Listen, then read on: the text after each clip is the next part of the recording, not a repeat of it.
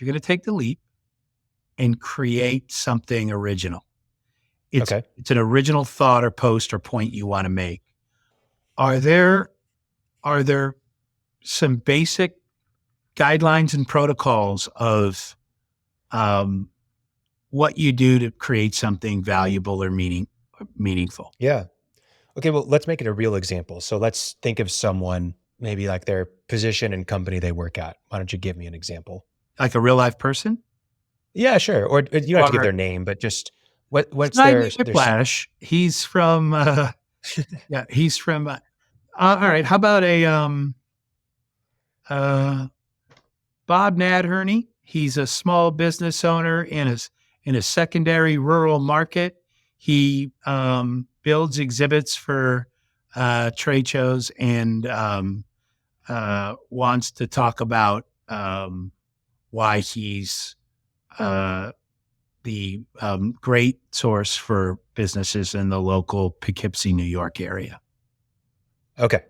So small rural market, secondary rural market, and he's a business owner and builds exhibits for is he working who's his target audience? He is interested in doing businesses with the businesses in his general city. So he's Okay. active in the chamber. He might be a Rotary Club guy. His best bet is to get in front of people. So he's looking for general Okay. geographic. Local people. Yep. Gotcha. Okay. So if he's trying to get on LinkedIn, one, you always have to think about what is the channel's purpose for you, right? So just like you had mentioned, his local chamber might be the best channel for him, and he needs to be the most active he can in that area. Door to door may even be really valuable for him. But let's just say LinkedIn's a channel that he's decided is important for him, right? So the first thing that you want to understand is who your target audience is, right? So who is that target audience? It's really valuable to have your ICPs, your ideal customer profiles, that'll help you like segment who your target audience is. Who are the customers that are going to buy once from me? Who are the customers that are going to Yeah. buy regularly for me? Who are the, big hitters for me? And then even having an anti-profile, who are the customers that I hate working with and I don't want to get anymore, right? Yeah. And when you segment them like that, you can start to understand which ones are more valuable, what they care about, what matters to them, what are their pain points, what's our unique value proposition to that segment of our ICP. So that's a really great foundational exercise you can do. That's interesting. But if you have that done, then you can start to think about what are the pillars of content we can be creating.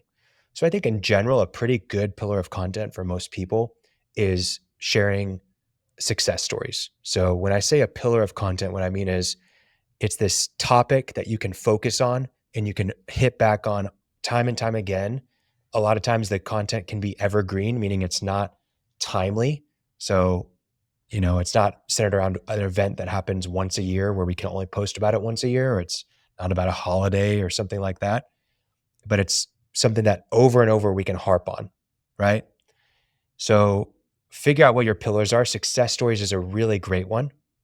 And then typically your pillars will revolve around a few things for your target audience: obstacles they face, challenges they have as they're going through the process while they're trying to achieve some goal, and maybe your solution comes in.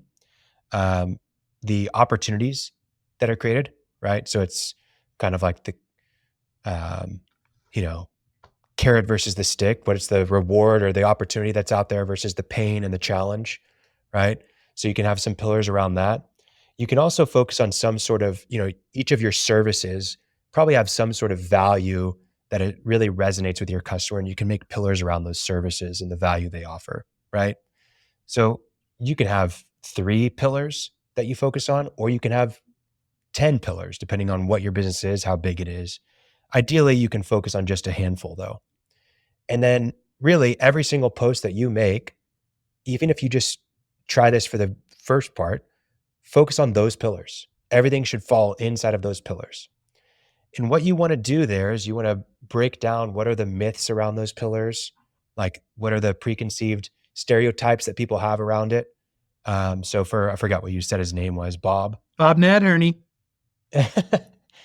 How did you come up with that name? This isn't a real person, This is is he? a guy I worked with in college. Yeah. So, Oh, and I'd be shocked if I get a call from him. on this. Would you be happy about that? He's in a small town in Maine now, so I'm betting he was wildly successful on the Boston Stock Exchange, but I digress. Right now, he's a small town business exhibit builder in Poughkeepsie, New York. So Okay, I love it. can you Okay, just so Bob, humor my fantasy, please? I will. Okay. Okay. So Bob, let's say that he is, trying to break down the myth that trade shows are dead, right? And so all of his posts are going to be about how trade shows are alive and vibrant, right? Yeah. And how they're actually bringing great success to his clients. And so what he's going to focus on is, he's going to tell stories about how, I was talking to Acme Brick, and Acme was like, there's no way we're going to find customers at uh, these trade shows. And I said, you know what? Let's try it. I think you'll be pleasantly surprised. And so we came in on a Wednesday. We went through a consultation. We got everything designed, and then our shop went to work. And here's what we created. This past Friday and Saturday, Acme closed 16 new accounts at this trade show. That's just proof to you that No, trade I shows get it. are This alive is and interesting. well. And by the way, I'm assuming what Bob would do is come in. First of all, we'll help you pick the right shows to go to, so the right Yeah, audience is going to be there and all that stuff. No, this yeah. is I like this exercise, Khalil, and I think listeners can follow this if you're thinking about getting into social media posting. I'm assuming you're not doing all of this in one post. No, and I think that's why it's important to think about it in pillars and also Build break it down into micro content. Because let's even just take that one example that I just gave, right? You could even just do a post of, I went in to talk to a customer the other day, and they said that they didn't feel like they would get any new business from going to a trade show. I'm curious, how many of you out there have been to a trade show in the last 6 months and received a new client? That's it. And so now you've Yeah. teased some engagement. You want to get some feedback from people. You could even go on LinkedIn and create a poll for that and have options of like no business, one new client, more than 5 new clients, or whatever. And then there's options and people can vote on it, right? Would you? So No, yeah, this is really good. So I'm whether it's Bob we're talking about, or yeah, let's broaden this. I'm thinking about any of 100 friends um, that are consultants in the trade show and business event space. So if they're in sales, they're wanting brands out there to discover them on LinkedIn, hmm, and they want to be credible enough that they go, this is a person that I would do business with. She's yeah, smart, she's knowledgeable. I've clicked on her LinkedIn profile. I see some yeah, other articles that she's written. She seems to be of the same mindset we are. Um, so to your point, you're building your reputation development plan there. Are are are they how are you? Bob's he's becoming a subject matter expert in that community that he's hmm, serving, but somebody who's wanting to play nationally, right? sure, And they go, oh, how do I create a digital footprint or visual evidence that I'm, um, worthy of a Fortune 500 company that's got the CES show in Las Vegas coming up. And so if I call on them, I guess, are you I intentionally think, creating a footprint that you could point people to go, I'm good at what I do. This is why you should talk to yeah. me. Well, if you're in a consultant role, especially, and this is salespeople are, especially at B2B, are basically consultants, in my opinion, um, especially outside sales. Uh, what problems do you solve? And just write about that. Like, for any given problem that you're working on for a company, there's probably 100 posts that you could make about that problem, Yeah. from all the things that people misconceive about it, to all the obstacles and challenges they face, to success stories that you have about solving that problem.